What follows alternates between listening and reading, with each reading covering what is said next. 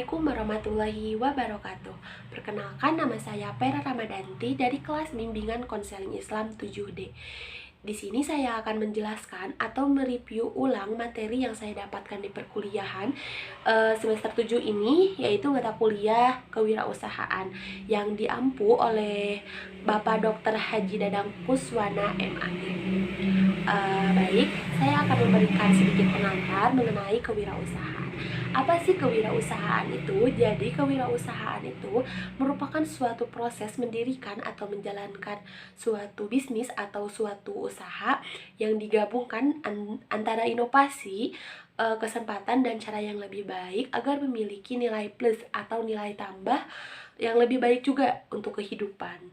Oke, langsung saja kita ke pembahasan. Di sini saya akan membahas 11 pembahasan tentang kewirausahaan. Yang pertama, kompetensi yang harus dimiliki seorang wirausahaan dalam bisnis atau yang disebut dengan leadership dalam wirausaha. Apa sih wirausaha kepemimpinan itu? Jadi, ini merupakan proses mengarahkan orang lain, mengarahkan perilaku orang lain agar pencapaian suatu tujuan tertentu. Ada 3 komponen penting yang harus dimiliki seorang pemimpin wirausaha. Yang pertama, pengembangan pribadi individunya. Yang kedua, efektivitas kerja sama tim. Dan yang ketiga, perubahan organisasi. Adapun keterampilan yang harus dimiliki oleh seorang pemimpin kewirausahaan ada 4, yaitu keterampilan konseptual, keterampilan kemanusiaan, keterampilan administratif, dan yang terakhir, keterampilan teknik. Oke, yang terakhir mengenai sikap kewirausahaan. Sikap kewirausahaan ini ialah kesiapan seseorang dalam merespon gambaran kepribadian, ciri-ciri seorang wirausaha, yaitu percaya diri, berorientasi pada tugas dan hasil, pengambilan resiko dan suka tantangan, kepemimpinan, dan yang terakhir berorientasi ke masa depan. Oke, langsung saja kita ke pembahasan yang kedua, yaitu tentang teori kreativitas dan inovasi, proses kreativitas dan membangkitkan daya imajinasi dan intuisi. Kreativitas adalah kemampuan untuk mengembangkan dan menemukan ide-ide baru dari sebuah masalah yang ada, yang dimana nantinya akan mendatangkan hasil yang lebih baik dan tentunya berbeda dari yang sudah ada sebelumnya. Adapun inovasi itu merupakan suatu proses menemukan atau mengimplementasikan sesuatu yang baru ke dalam situasi yang baru. Nah, bagaimana cara menumbuhkan kreatif dan inovatif ini?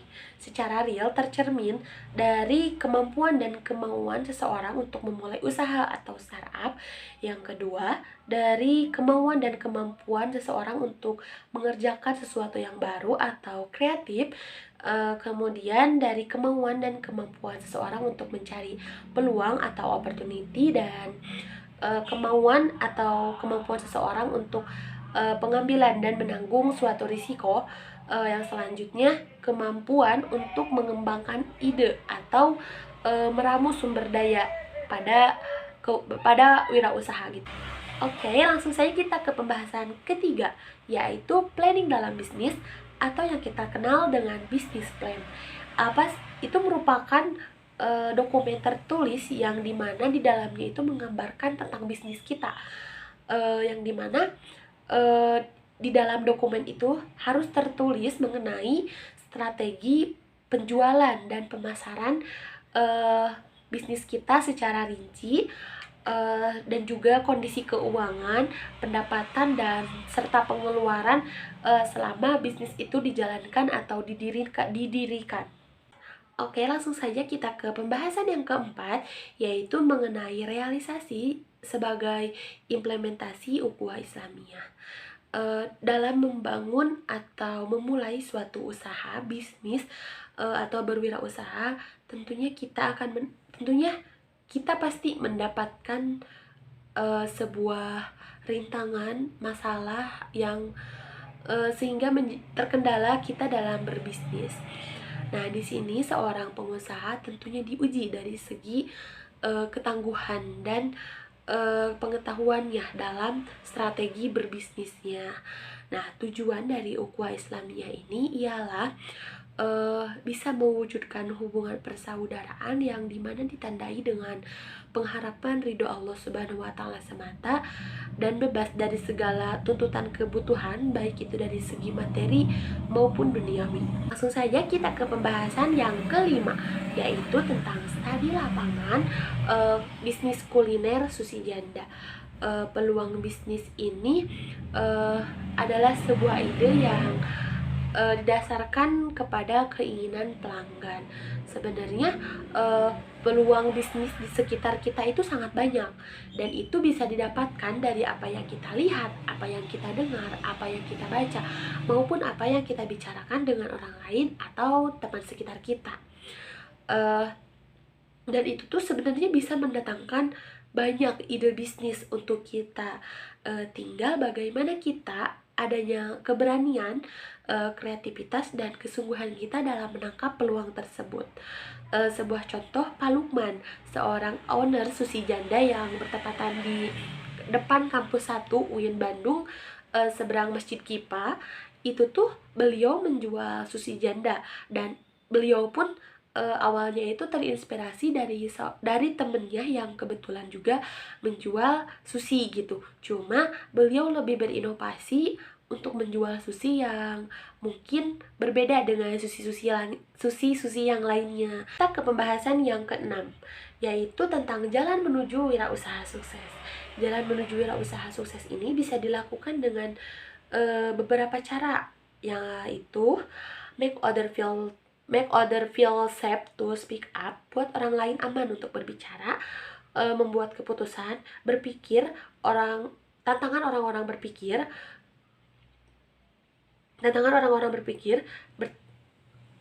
bertanggung jawab kepada orang lain, berikan umpan balik terus-menerus, pimpin dengan contoh, menghargai kinerja orang lain, jadilah guru yang hebat, dan terus berinvestasi dalam sebuah hubungan dan benar-benar menikmati rasa tanggung jawabnya. Oke, kita lanjut ke pembahasan yang ketujuh, yaitu tentang strategi pemasaran produk dalam meningkatkan penjualan.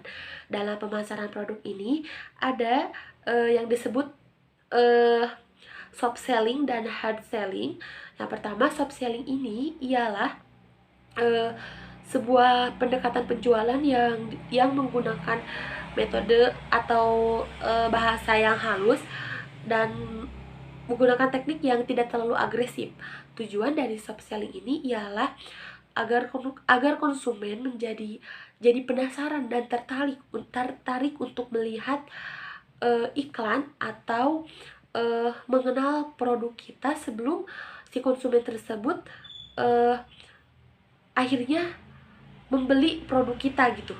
Dan hard selling ini ialah sebuah strategi penjualan dengan menggunakan kata-kata yang dimana menciptakan terjadinya transaksi dalam waktu singkat.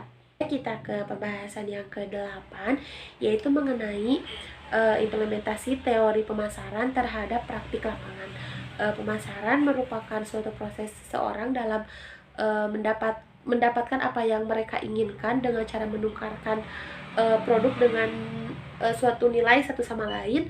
Dalam pemasaran ada beberapa unsur, yang diantaranya orientasi pada konsumen, penyusunan kegiatan pemasaran secara integral, yang terakhir ada kepuasan konsumen. Oke, kita lanjut ke pembahasan yang ke-9, yaitu tentang proses bisnis dalam kewirausahaan. Proses produksi merupakan suatu bentuk kegiatan yang paling penting dalam pelaksanaan produksi itu dilaksanakan. Hal ini karena proses produksi merupakan cara, metode, maupun teknik bagaimana kegiatan penambahan faedah atau menciptakan faedah tersebut itu dilaksanakan. Ke pembahasan yang ke-10, yaitu tentang memahami dan menguraikan bisnis dari aspek finansial. Working capital adalah suatu selisih antara aset perusahaan saat ini dengan liabilitasnya. Aset perusahaan dalam hal ini mencakup uang tunai, uang yang disimpan di bank, aset lain yang bisa dicairkan secara cepat, serta potensi pendapatannya. Sedangkan liabilitas adalah jumlah utang yang dimiliki dan wajib dibayar oleh suatu perusahaan dalam kurun waktu 1 tahun. Nah, kita masuk ke pembahasan terakhir, yaitu ke-11 mengenai business plan. Seperti yang kita ketahui bahwa business plan itu atau disebut juga dengan perencanaan bisnis ini merupakan langkah-langkah atau dokumen yang harus tersusun secara cermat, dan tentunya ini bisa membantu pengusaha untuk pengambilan keputusan atau merencanakan suatu kegiatan, ataupun bisa menjadi solusi ketika perusahaan tersebut uh, mendapatkan suatu masalah. Tujuan dari bisnis plan ini yaitu untuk membantu para pengusaha dalam menjalankan bisnisnya agar bisnisnya itu terus berkembang. Adapun cara menyusun bisnis plan ini, yang pertama, kenali bisnis yang akan kita jalankan. Yang kedua, membuat visi dan misi. Yang ketiga, membuat ringkasan rencana bisnis kita. Yang keempat, teliti. Yang kelima, lakukan analisa. Yang keenam, desain. Yang ketujuh, siapkan anggaran dan pembiayaan.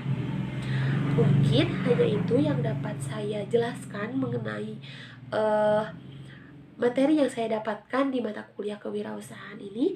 Mohon maaf apabila terdapat kekurangan maupun kesalahan dari perkataan atau penjelasan saya. Saya ucapkan terima kasih. Wabillahi taufiq wal hidayah. Wassalamualaikum warahmatullahi wabarakatuh.